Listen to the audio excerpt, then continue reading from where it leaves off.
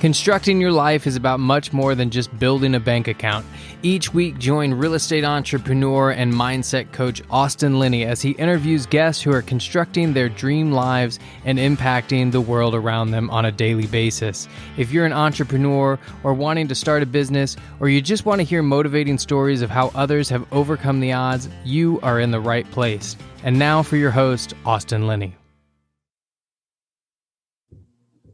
Guys, welcome back to Construct Your Life. I have the honor of having Mr. Patrick in the house. How are you doing, sir? Doing wonderful. Great to be here with you. I was looking forward to this since the first time you and I met, and getting to see you on Clubhouse and getting a lot of great information every time you share. As they say, I like the cut of this man's trousers. That's what I told him on Clubhouse. You know, it's nice to talk to somebody who's been through the trials and tribulations of business. You do a couple different things, and we're going to find out about those in the podcast. But before we get started, I want to thank our sponsor, dreamchasers.com. Go ahead and check them out, guys, if you haven't already. But Patrick, introduce yourself to the audience. I kind of let my guests tell their story where they want to, and you can kind of go from there. Excellent. Well, first of which, entrepreneurial all my life. I grew up in a family where my father, after 33 years working for the second largest pharmaceutical company in the world, called him up and said, "Hey, we need you to train a couple new guys." And my dad was the company guy and couldn't wait to help them, mentor, coach. And 3 weeks later, they were the replacements. And so watching that as a young man and seeing somebody at 60 have to go out and recreate their success, I made a decision to become an entrepreneur. And all that basically mean, Austin, is I was never going to get a job.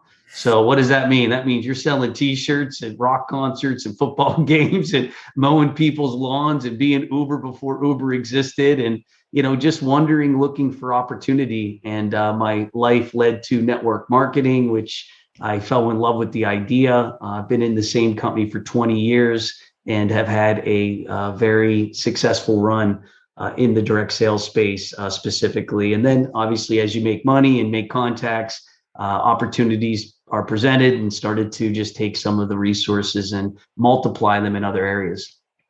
It's not ultimately that we really want to own our own business. It's that we're just such bad employees that we don't have a choice, correct? I would agree with that. We want to work 24 hours a day instead of 8. I think is really the prescription for the entrepreneur. It's like, like my family's like, it's Sunday.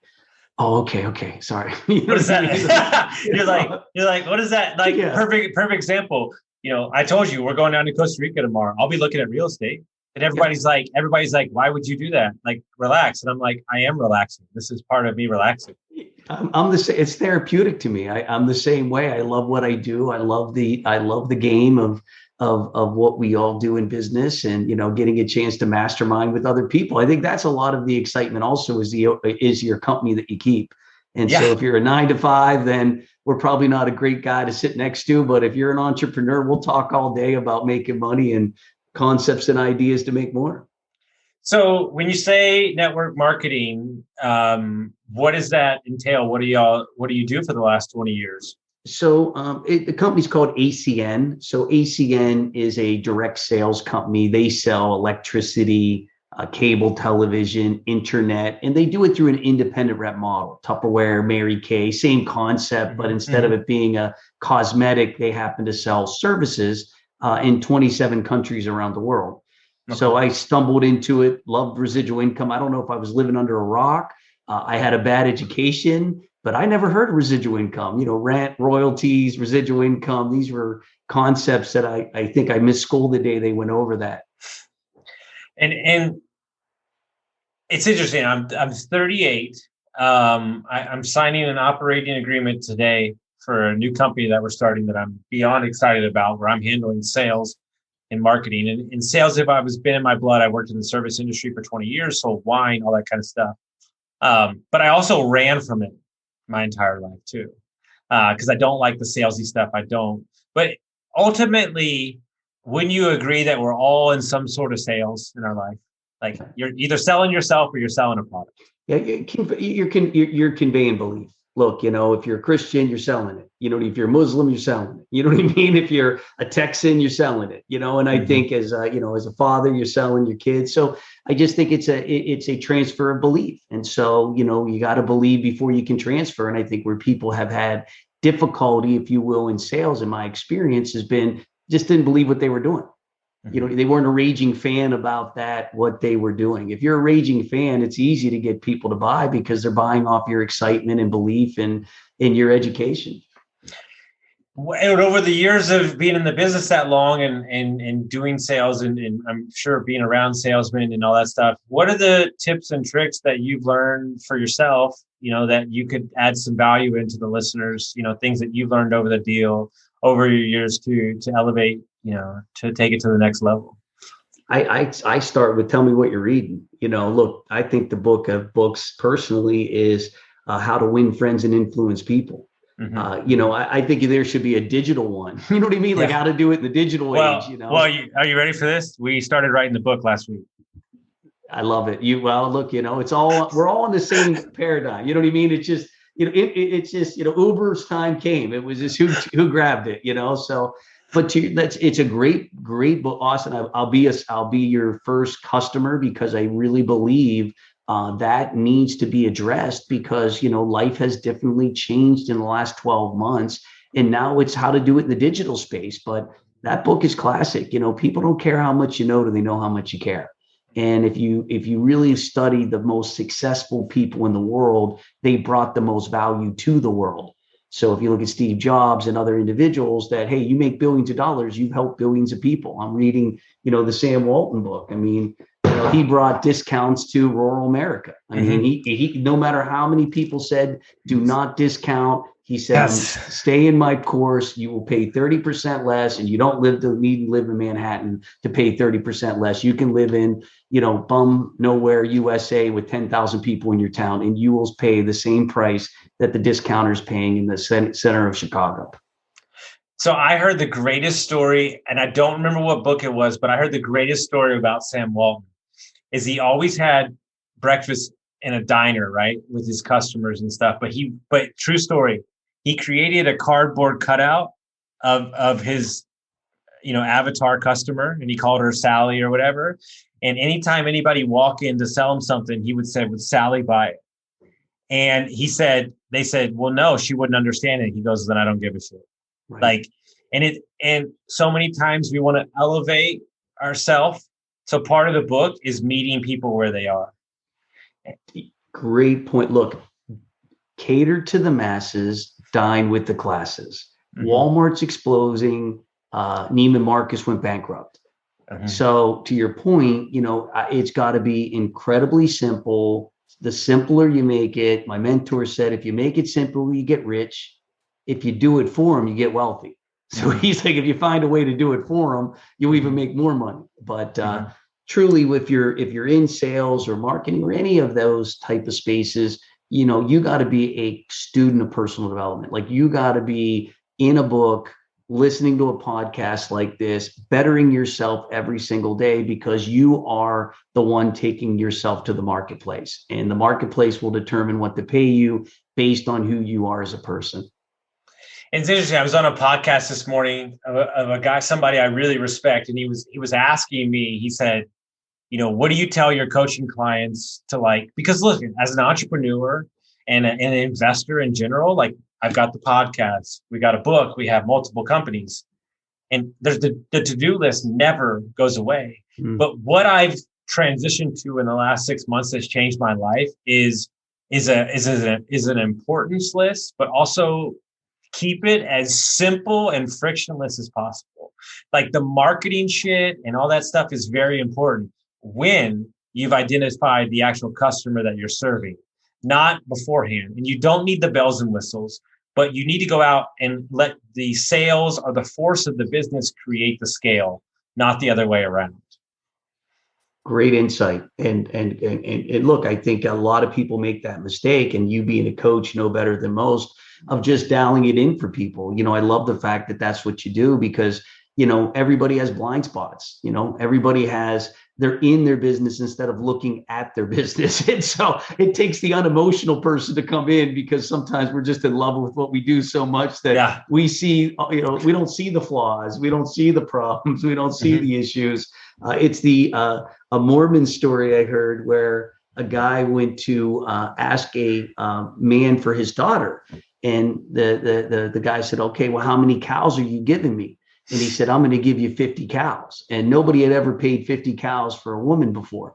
Well, the woman wasn't very good looking, but because he paid 50 cows for the woman became beautiful because the value of the man putting on this woman. And so, I love hey, you know what I mean? What you see and what really is sometimes not always the same. But, if you have somebody coming in and sort of giving you some insights that you might not have is always a welcomed opportunity.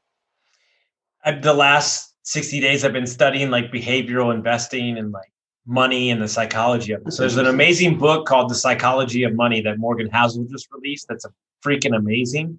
And there's another one called Behavioral Investing.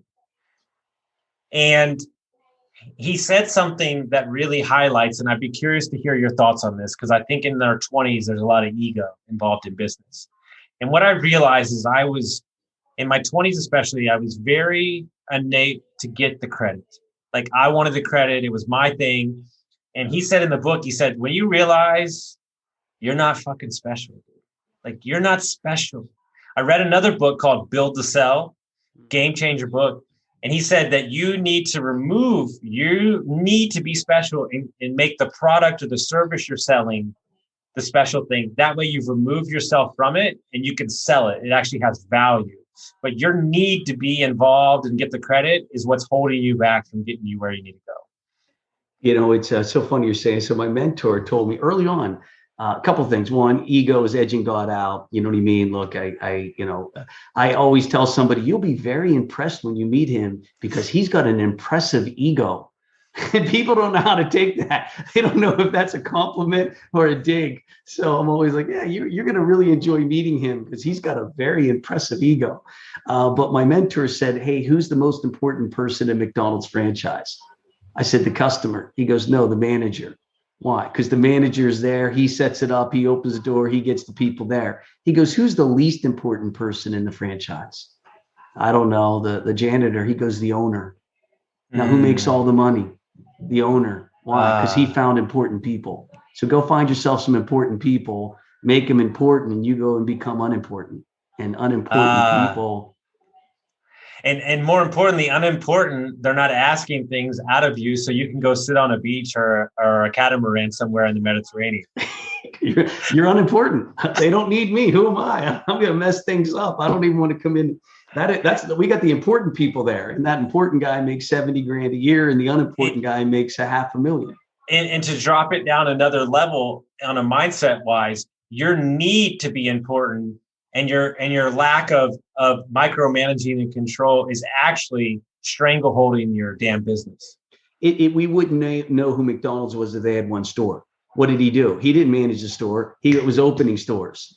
Sam Walton, 11,000 stores later, he's opening them. He said, look, we're embarrassed. Don't worry, you'll get it right. And he would go to the next store. You'll get it right. You'll be okay. You'll figure it out. I'm on my way to the next store. And I think that's a mindset shift where, you know what I mean? Where you're looking at, creating wealth as opposed to making a living or even, making money, but creating wealth has to be, to your point, scalable, duplicatable, no needed, it's going to run with or without me. And, I think to your point, that was something that took me a long time to get, because I was caught up in doing it all, being it all, a personality, got to keep my fingers in everything as opposed to let go and let grow. Yeah, dude, true story. And tell me if this doesn't resonate with you. I have a guy helping me out with some marketing and podcasting in the future. He's a buddy of mine. And he's a good friend. And, we trade business back and forth. And we go in this long meeting about how to repurpose my content, all this stuff. And he gets down to the end. We've got like 10 minutes left.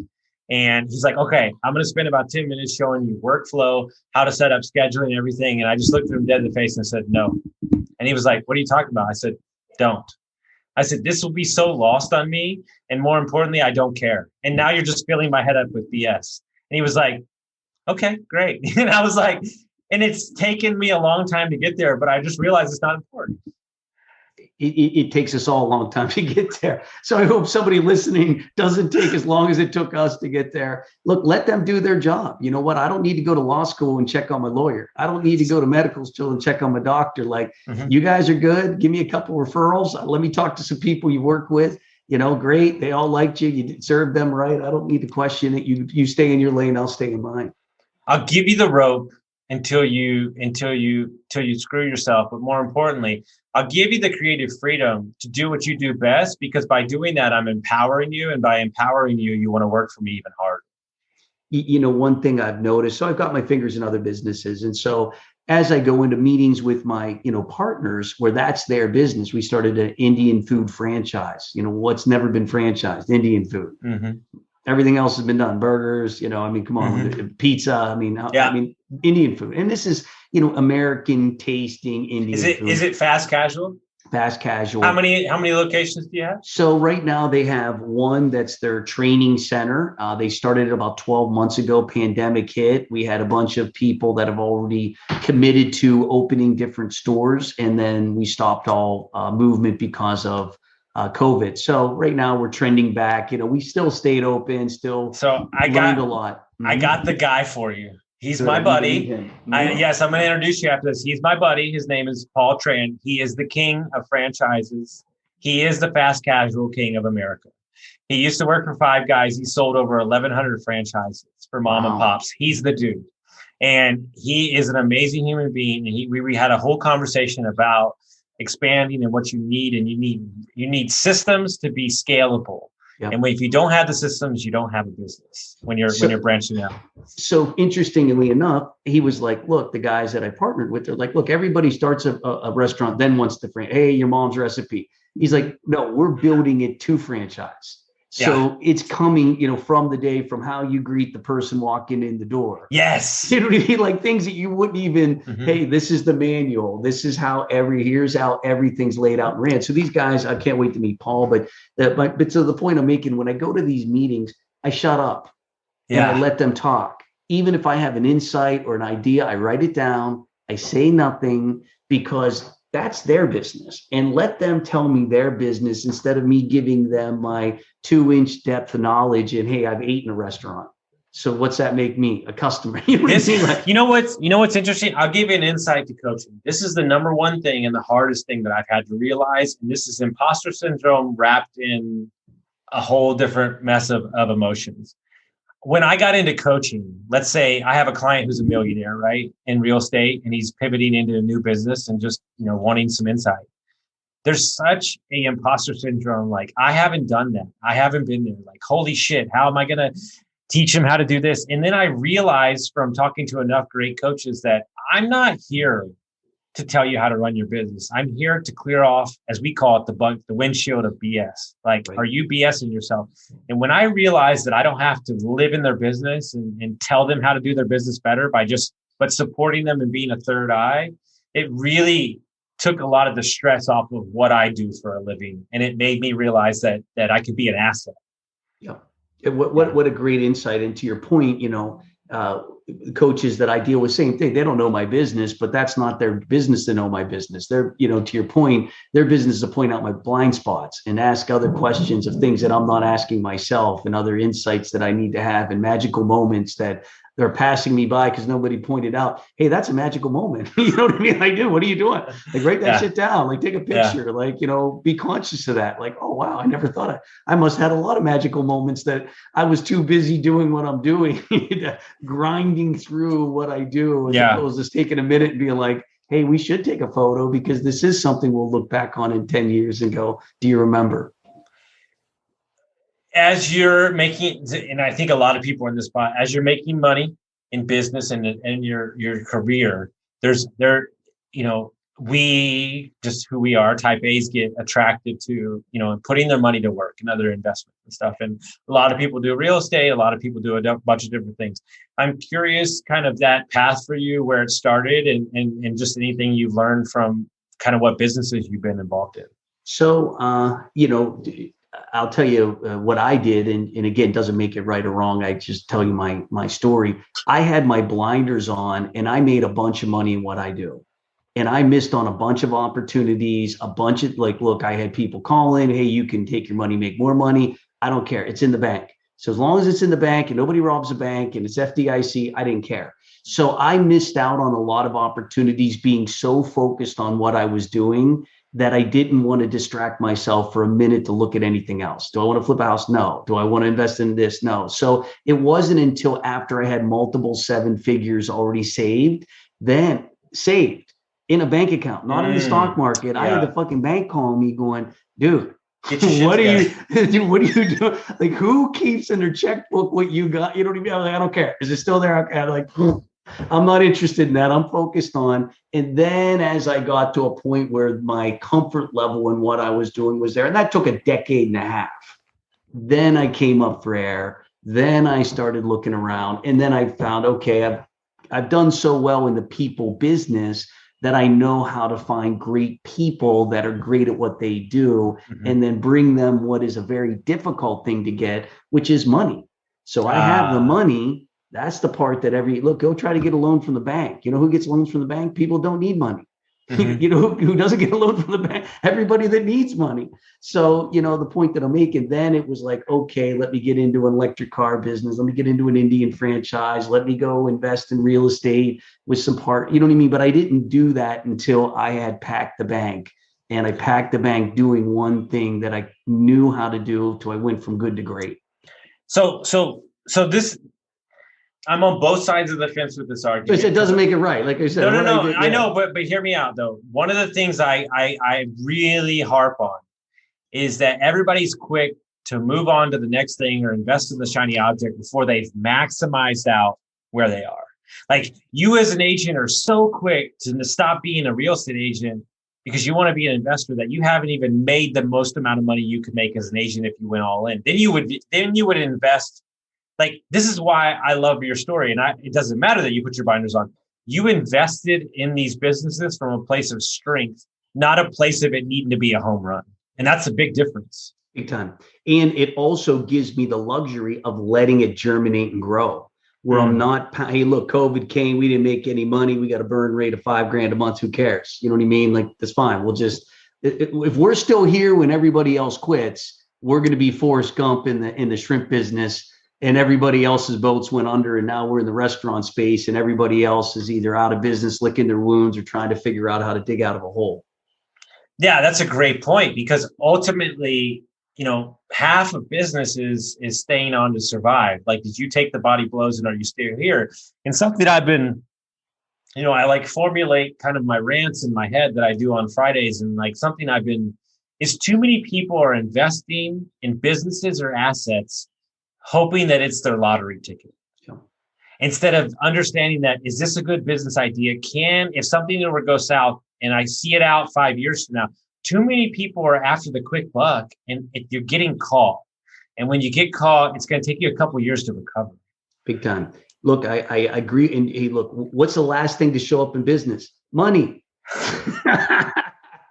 The problems, the disappointment, it's going to go like when people want to build a house. Well, okay, we'll put an extra $50,000 on that. Well, no, they said in the contract that you didn't factor in the toilets. What do you mean? It's probably not in the plan. Wait till the window shades. Oh, you didn't even think about that. Oh, heck, there's, so.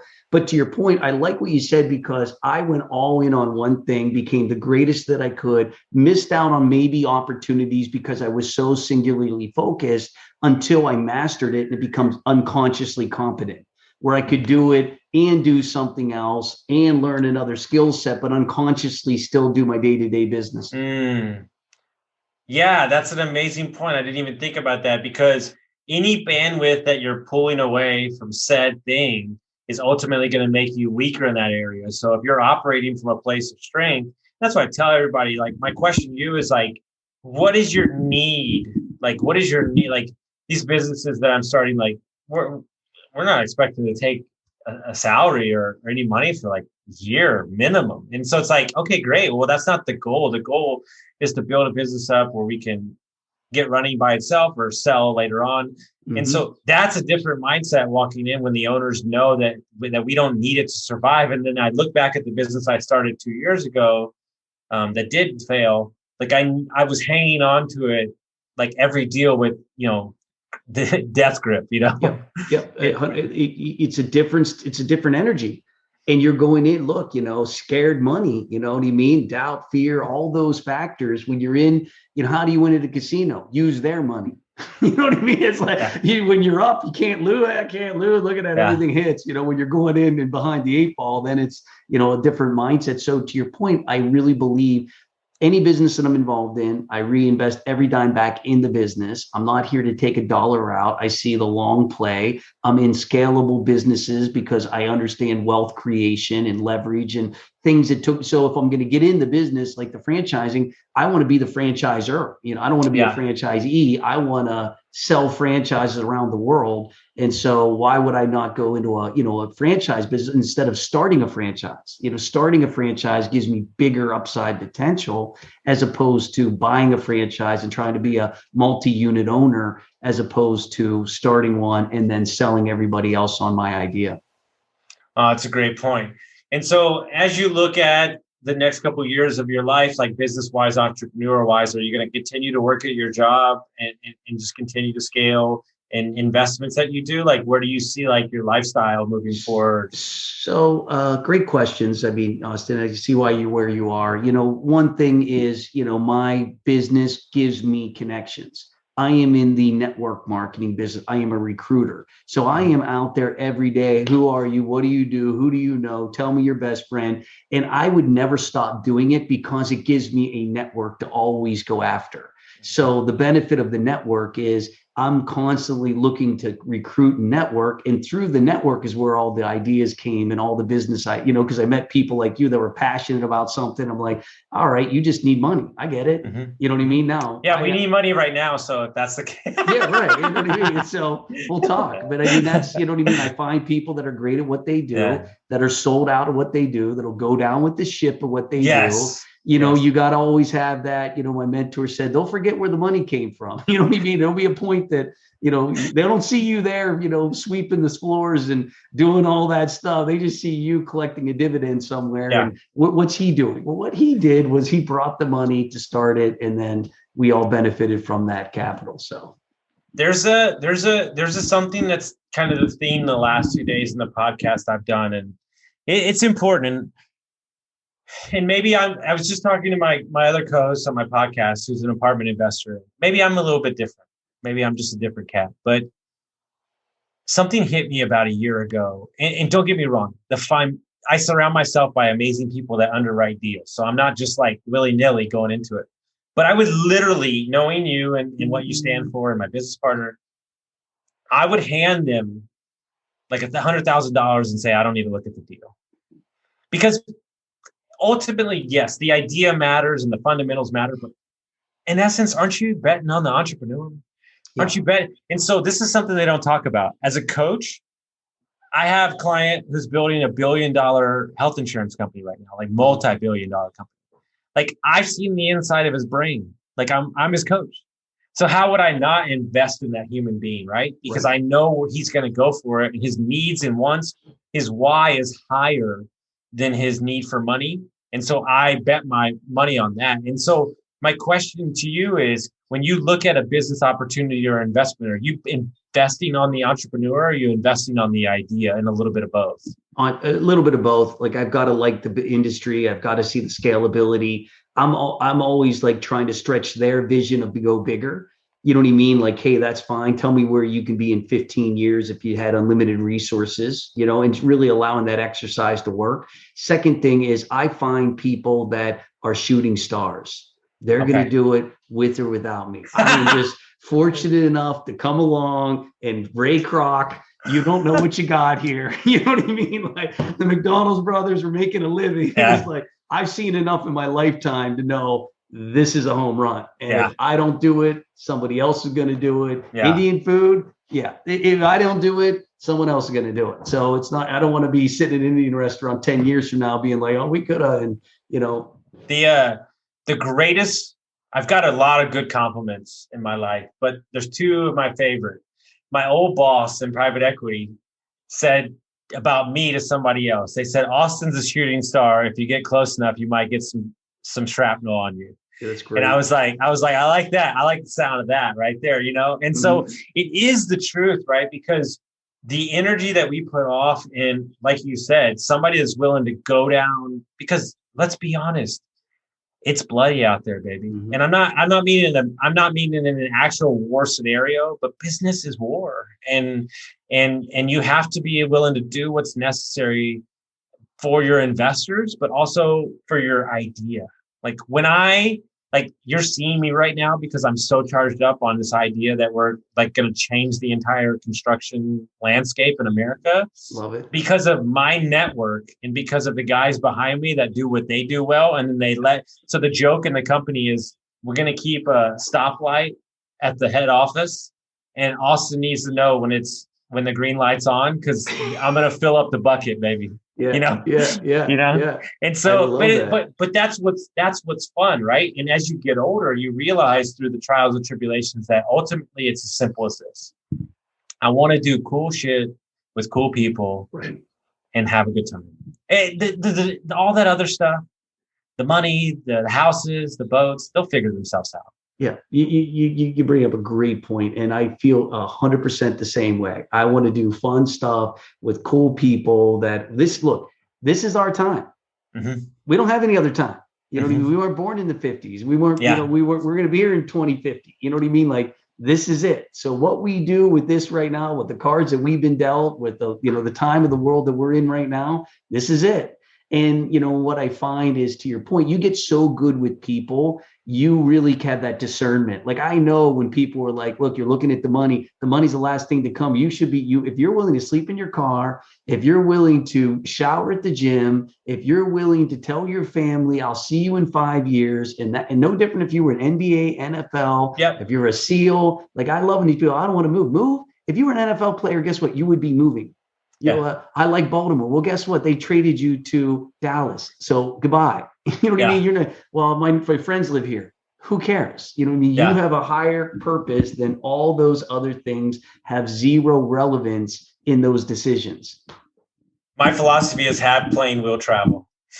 Absolutely, 100%. You know what I mean? I mean, and I'm on my way. Yeah, because ultimately, one of the greatest stories I ever heard was the guy that owns Paul Mitchell and Patron. He's one of the only people that owns $2 billion companies. Yeah. He doesn't own a cell phone, and he doesn't have an email. And so in 38 years, he's had 4 people leave the company. That's it.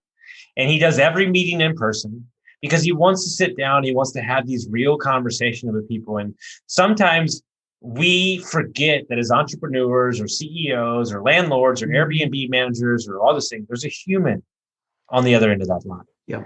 And if you're so worried about the transaction and you're so worried about what money you're going to get out of it, it comes off, and that energy it puts people off. And people that are millionaires, billionaires, they sense that. There's an energy about them when you walk in the room, and they know it. You bring up a great point. Look, everybody I've met who's massively successful is a great human being.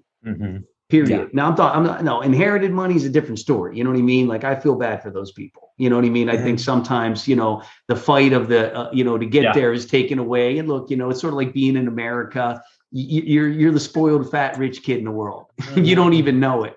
You know what I mean? When you go, it's tough here, tough. You don't even know what tough is. You're on your way to Costa Rica, like, please. You wait till you see them drinking out of a bag and a straw. That's actually like, my mom gave me a Ziploc bag full of Coke and a straw in it with a rubber band around it. Yeah, that's how you drink in those cities or those countries. So the point that I'm making is, I find that 2 things. One is you have to build a team, and everything is going to be done by the way you make people feel. And if you do not make them feel a certain way, they're not going to go out of their way to kill themselves to help. And if you look at the great leaders, Napoleon, although I don't agree with his philosophy, he knew everybody's name. And his men Yeah. would run in front of him in battle because he was the first one out in front. The generals would say, "Oh, my Lord, Napoleon's in front. We can't let him die." So the generals would run. And then the lieutenants would see the generals say, "We can't let my general die." And the soldiers said, "I can't let my lieutenant die." And so they would all run out in front because he led the way and he would know them all by name. And that was, one of his qualities. He could walk up and down the ranks and call people by name. That's so great. So if people want to find out more about you or to follow your journey, I don't know how active you are. If you're TikToking or no, I'm just kidding. But I haven't TikToked yet. I got my nanny's a TikToker though. I got my TikTok nanny. Yeah, she's serious, man. I'll tell you. I film my nanny TikToking. I'm like, this is dedication. This is what dedication looks like. Oh, I love it. Mm-hmm. How would they find out about you, brother? Patrick Maser, patrickmaser.com. My last name is Maser, Maser. I'm on every channel out there except TikTok. I love it. Guys, if you like this episode, make sure you send it out to your friends and we'll see you next time.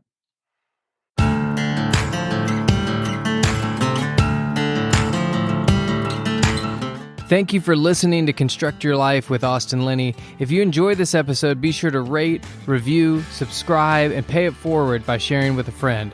Most importantly, take this opportunity to start constructing your life by taking immediate action on what you learned. For show notes, resources, and more information on one-on-one coaching with Austin, visit constructyourlifepodcast.com.